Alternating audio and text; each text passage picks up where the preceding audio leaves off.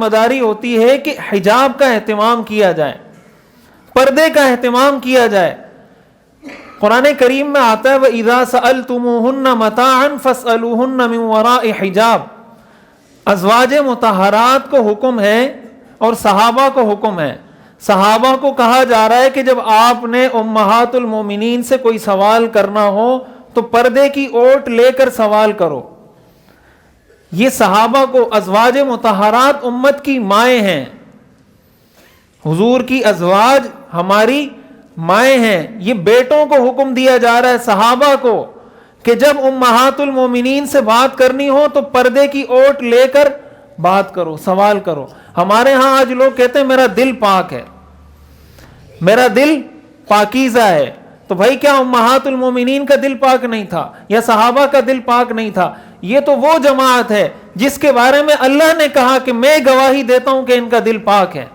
اللہ تعالیٰ فرماتے ہیں حبب الیکم الایمان وزینہ فی قلوبکم وکرہ الیکم الکفر والفسوق والعصیان۔ اللہ فرماتے ہیں امتحن اللہ قلوبہم، میں نے ان کے دلوں کا امتحان لیا ہے، میں اس بات کی، اللہ فرماتے ہیں، گواہی دیتا ہوں کہ ان کے دل پاک ہیں۔ لیکن اس کے باوجود صحابہ کو حکم ہے کہ جب امہات المومنین سے بات کریں تو پردے کی آڑ لے کر بات کریں۔ ہمارے دل کیا صحابہ سے زیادہ پاک ہیں؟ ہمارے دل، ہماری خواتین کے دل امہات المومنین سے زیادہ پاک ہیں۔ حدیث شریف میں آتا ہے حضور علیہ الصلاۃ والسلام ایک مرتبہ تشریف رکھے ہوئے تھے، آپ کے ساتھ حضرت ام سلمہ اور حضرت میمونہ بھی بیٹھی ہوئی تھیں۔ اتنے میں حضرت عبداللہ ابن ام مکتوم رضی اللہ تعالیٰ عنہ تشریف لائے، وہ نابینا صحابی تھے۔ تو حضرت ام سلمہ، حضرت میمونہ یہ حضور کے پاس بیٹھی ہوئی تھیں۔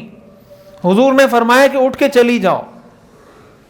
ان دونوں ازواج نے عرض کیا کہ یا رسول اللہ وہ تو نابینا ہیں، ہم اگر آپ کے پاس بیٹھی بھی رہیں وہ آپ کے ساتھ آگے بات کریں گے، چلے جائیں گے۔ تو حضور علیہ الصلاۃ والسلام نے ارشاد فرمایا، یعنی ازواج مطہرات نے یہ کہا کہ وہ تو نابینا ہے، وہ تو ہمیں نہیں دیکھ سکتے۔ حضور علیہ الصلاۃ والسلام نے فرمایا افعمیاوان انتما، کیا تم لوگ بھی اندھی ہو؟ کیا تم دونوں بھی نابینا ہو؟ یعنی اگرچہ وہ شخص، وہ مرد نابینا ہے، اس کے باوجود بھی عورت کو حکم ہے پردہ کرنے کا۔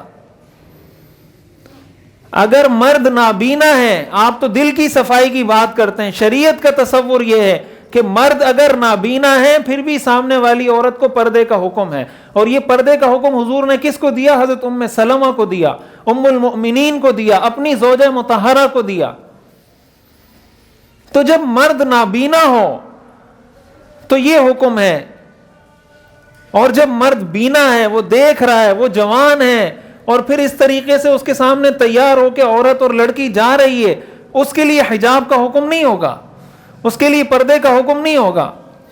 دوسری اہم بات اس کا اہتمام رکھنا چاہیے، بچپن سے اپنی بچیوں کو، اپنی بیٹیوں کو ایسا لباس پہنائیں کہ جب وہ بڑی ہوں اس وقت آپ ان کو پردے کا حکم دیں، اس وقت آپ ان کو ایسا لباس جس میں پردہ ہو پورا، ایسا لباس پہننے کا حکم دیں تو ان کو وہ عجیب نہ لگے کہ یار اب تک ہم کیسا لباس پہن رہے تھے، اب اچانک اس نے کیا حکم دے دیا ہمیں۔ بچپن سے، یہ جو حدیث میں آتا ہے نا کہ بچے کو 7 سال سے نماز کا حکم دو، اس کا مطلب یہ ہے کہ ہر چیز میں آپ ان کو ٹرین کریں 7 سال سے۔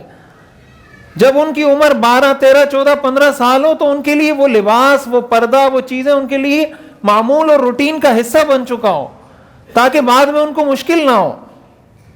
اس چیز کا بھی اہتمام رکھا جائے۔